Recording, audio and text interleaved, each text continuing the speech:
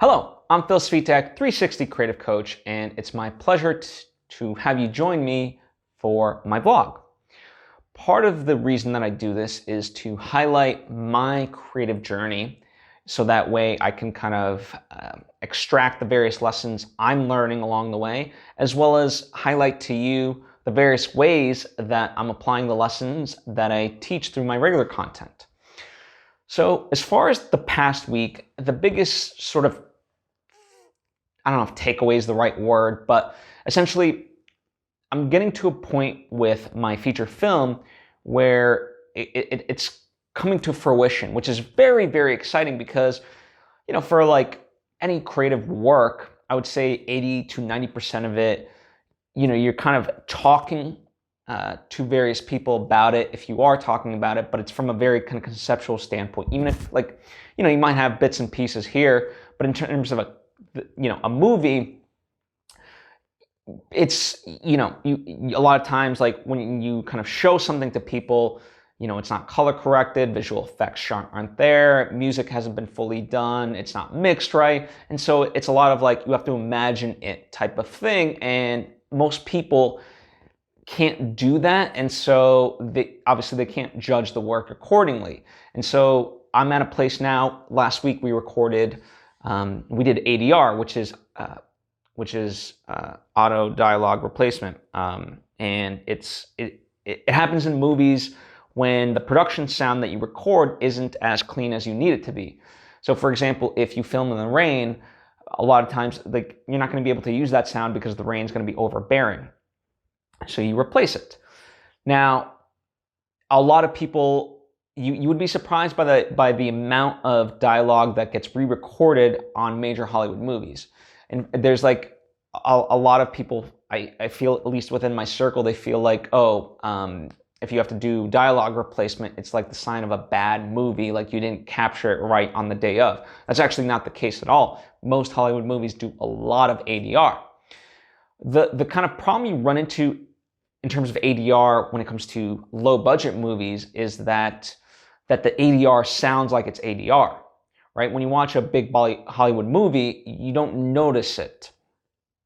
And the reason is because it's been EQ'd, which is basically you're contextualizing the sound to a space. It sounds like it was recorded on the day of, even though it wasn't. ADR for low budget movies can sound out of place, like it doesn't belong there. And so, you have to make sure, one of the ways, make sure you definitely get room tone for whatever room you're in for each of the scenes that you're in. So that way you can kind of blend it in a little bit. And then, there's other techniques with the actual voice. Again, EQ is one of those ways, but you have to be you have to know what you're doing. As far as, kind of the interesting thing is also about ADR, if you're an actor, a lot of times you don't practice doing ADR, but it's integral to your job, but most people don't kind of talk about it or don't, not that it's not, people might view it as a skill set, but it's not something that's really taught. And it's kind of very interesting because, not only do you have to match your performance, but you have to get the timing right. And it is very possible to get the timing right without matching the performance. Conversely, you can get the performance without the timing. So ADR is a marriage of both. And without practice, that can be very difficult for certain actors. It's not a knock on their acting abilities. It's just this is a different kind of skill set that, yes, can be developed, but again, isn't really harped on. Therefore, most people don't have this practice. So in fact, if you are an actor watching this, I would encourage you to take some of your performances and even just into your phone, just try to do some ADR and see how well you can match, because that'll get you in the habit of doing this. So that way, as you go on in your career and go on to these Hollywood movies who do use ADR, in fact, heavily, as I mentioned, you will be in the habit of doing that and can nail it. Right? So that's one quick tip to you. But all that to say, kind of now, with the ADR, like all of it's just amazing to see a project come to the place where, like in the case of this film, like it's watchable. right? Still, stuff needs to be kind of polished, but I would say we're like 90% there, and people can start to really enjoy it, and rather than be clouded by text on screen that says like this will appear here because it's going to be a visual effects shot, whatever the case may be, they can actually just kind of what's the term, have a suspension of disbelief and be drawn into the movie. So I'm really excited by that. The other notable thing, it's not a highlight by any stretch of the imagination, is, there was a project that I was involved in that was set to essentially be released this week. The plug wasn't necessarily pulled on it, but it got delayed. And in Hollywood speak, that can mean a number of things. It can mean a short term, like, it might be delayed for a couple of weeks, maybe a month, whatever the case may be, or it could be delayed indefinitely. And this is so certainly not news that you want to really hear.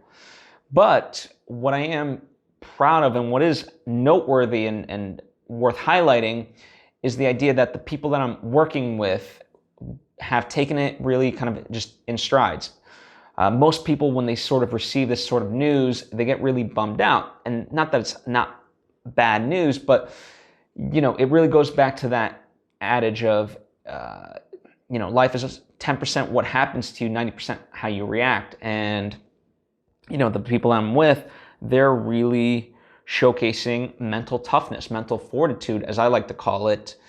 And rather than be shaken by this sort of news, like, okay, well, what can we do? What can we control? And how do we kind of stack the deck in our favor? What are our options, and so forth? So I'm very happy by that fact, which is why I am a big advocate of mastering mental fortitude. Hence, I wrote the book called Mastering Mental Fortitude. And hence why I continue to do what I do, because it's just a necessary component. You can have all the skills you want, but if you don't have that mental toughness, life's going to kind of break you down unnecessarily. So yeah, that's kind of something that happened. And by the way, part of how their understanding of not to be shaken by this is that it happens to every project. It's not exclusive to us, and people have overcome it. There's strategies to deploy in a situation like this, and so it's figuring out what those are and kind of moving forward with them and seeing what sticks. And I wish I could give you more details about it, but unfortunately I can't. In hindsight, once it is released, I would love to kind of talk about it in depth and tell you those various steps. But generally, there's a blueprint for any situation you face. You just have to kind of go out and find it. Generally. The other sort of noteworthy thing, I guess, I've been working on a novel, and it's nearing the final stages as well as that.